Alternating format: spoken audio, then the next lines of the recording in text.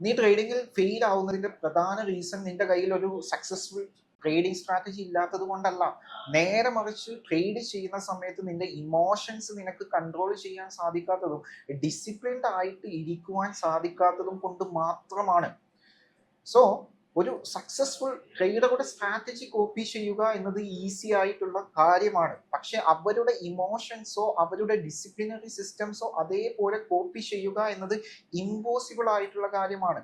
കാരണം നിന്റെ life situations, നിന്റെ ബാക്ക്ഗ്രൗണ്ട് എന്ന് പറയുന്നത് ദാറ്റ്സ് എൻറ്റയർലി ഡിഫറെന്റ്. നിന്റെ ക്യാരക്ടർ ഡിഫറെന്റ് ആണ്. സോ പല കാര്യങ്ങളും ചെയ്തിട്ടും നിനക്ക് ട്രേഡിങ്ങിൽ ഡിസിപ്ലിൻഡ് ആയിട്ട് ഇരിക്കുവാൻ സാധിക്കുന്നില്ല, നിന്റെ ഇമോഷൻസ് നിനക്ക് കൺട്രോൾ ചെയ്യുവാൻ സാധിക്കുന്നില്ല എന്നുണ്ടെങ്കിൽ നീ ചെയ്യേണ്ട കാര്യം എന്ന് പറയുന്നത് ട്രേഡിംഗ് സെഗ്മെന്റിൽ അറിവുള്ള ഒരു സൈക്കോളജിസ്റ്റിനെ കൺസൾട്ട് ചെയ്യുക എന്നുള്ളതാണ്. It will help you to change your self.